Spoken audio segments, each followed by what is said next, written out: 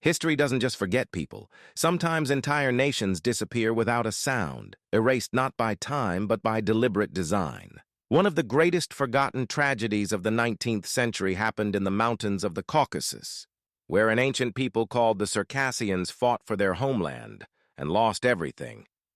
For centuries, the Circassians lived in the northwest Caucasus, along the Black Sea coast, in a land of forests, steep valleys, and fortified villages.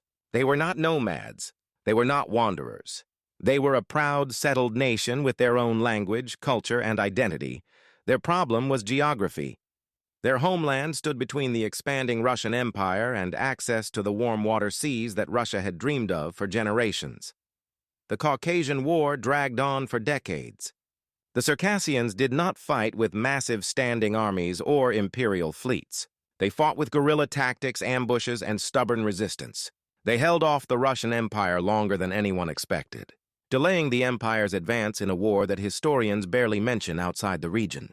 But resistance alone could not stop an empire determined to reshape the map. By the 1850s and early 1860s, Russian war planners decided that fighting Circassian resistance was not enough. The land needed to be pacified, and the people needed to be removed.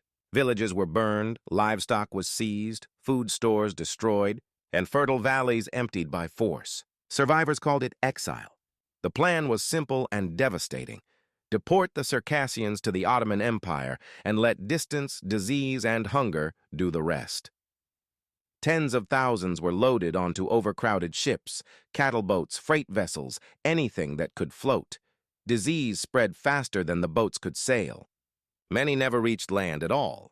Those who arrived in Ottoman ports arrived starving, ill, and without resources. Some estimates suggest that over half of the entire Circassian population died from war, deportation, famine, or disease during these years. In 1864, Russia declared the end of the Caucasian War.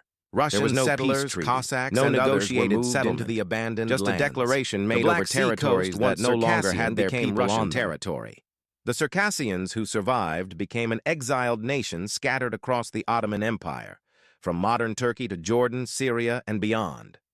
Their identity went from rooted to uprooted in a single generation. What makes the Circassian tragedy even more haunting is how effectively it was erased from global memory. There were no Nuremberg trials, no formal international investigations, and no public memorials in the lands where they once lived. For more than a century, the story remained trapped in the oral histories of diaspora families and the occasional archival document. Many have never seen the mountains their ancestors